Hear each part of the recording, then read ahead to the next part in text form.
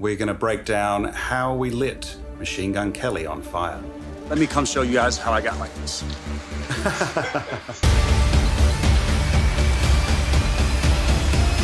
My name's Ivan Moran. I'm visual effects supervisor for Project Power for Netflix.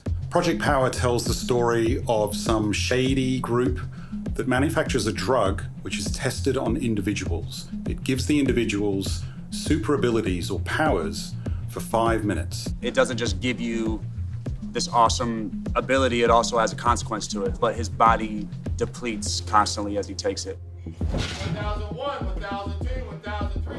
We did a camera test, just somebody's feet walking through frame. We devised little flaming footprints, embers that came off the floor. We then did the repeated stunt fire test. When it was all put together with some CG fire added, it looked fantastic.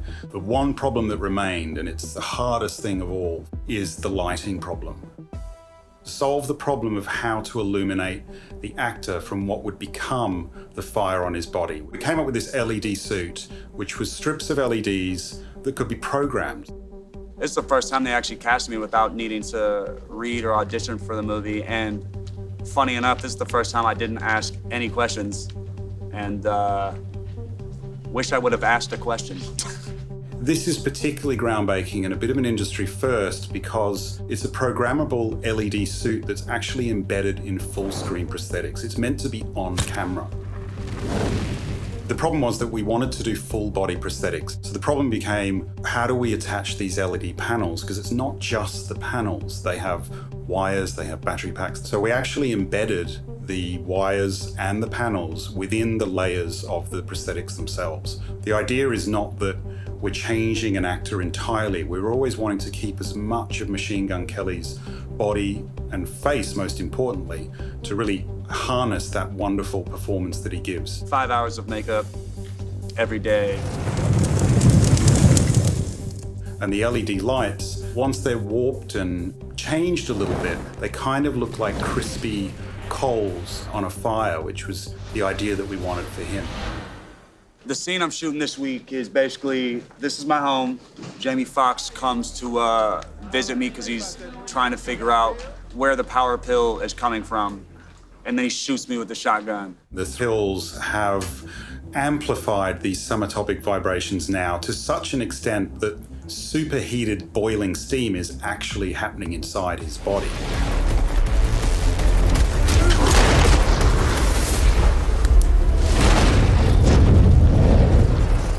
The shot where he's in the chair was meant to be a highly explosive element, so we chose a mannequin and we exploded it on fire. On top of it, we build a digital version of each of our characters so that we're able to augment them. And so this was one of the few shots where the character that you see in the chair is purely digital, a purely digital version of Machine Gun Kelly, and then various CG elements have been added in terms of fire and explosions and embers to really give it that sort of terrifying feeling.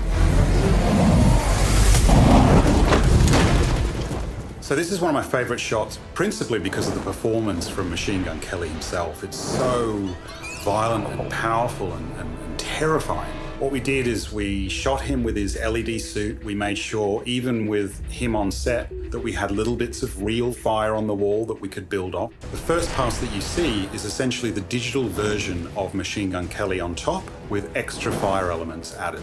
As we're wiping between these layers, what you'll notice is that there's 2 patches of real fire on the wall and behind the chair that were actually for real on set. The next layer, which features the CG fire, you can see that they match each other.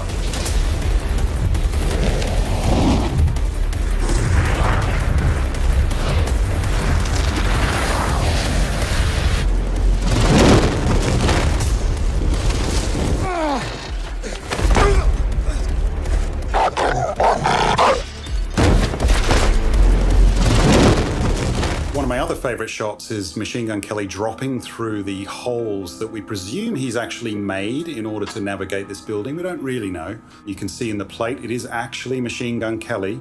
He's on a wire harness that gets painted out. We then match his performance from an animation and lighting standpoint with the digital double.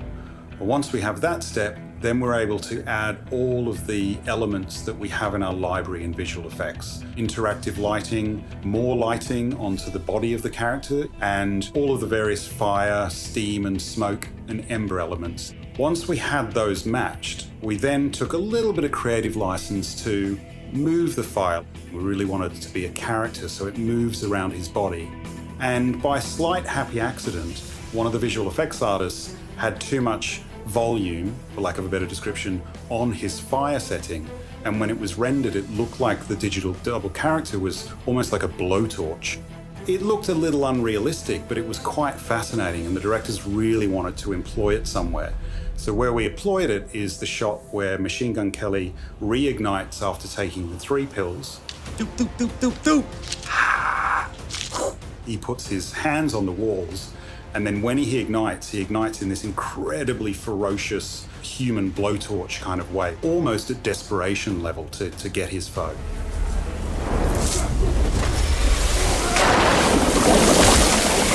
Where'd you get this shit from? Who's making it? Tell me the source. Science in this moment is that he's essentially ODing.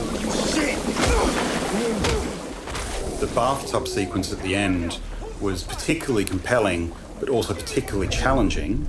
Could we have him in the suit and add the water? But probably not. So then I was back to the how do I get the interactive light on the actor problem.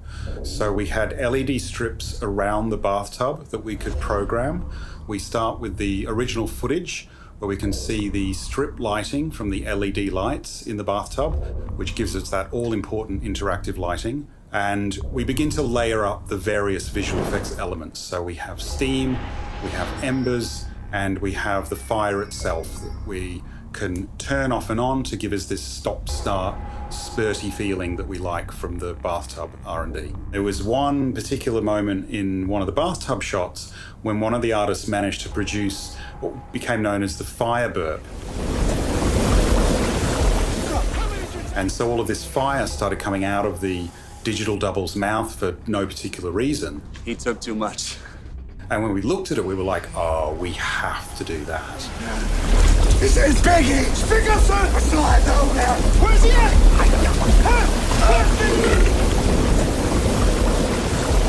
How many did you take? This particular shot is really, really fun, but funnily enough, it's actually one of the most challenging ones we found in visual effects, because the fact that it's shot overhead means that every kind of explosion that we tried, every fireball, every burst of steam covered the camera. You couldn't see anything. So it became this incredibly crafted, art-directed moment in visual effects where there is an explosion of steam, all the elements are in there, but they're all crafted so that you still see our actor thrashing about and you still catch a few frames of his face just as he's about to explode. And I think that's what makes it terrifying. So I'm really proud of this shot. It was very difficult, but it's awesome. I'm very excited to add this character to my resume. Thank you so much for watching. Please check out Project Power on Netflix. Hey guys, here's your daily dose of movie extra trivia. Now, in the first noted example of special effects, an 1895 film reenacted the execution of Mary Queen of Scots.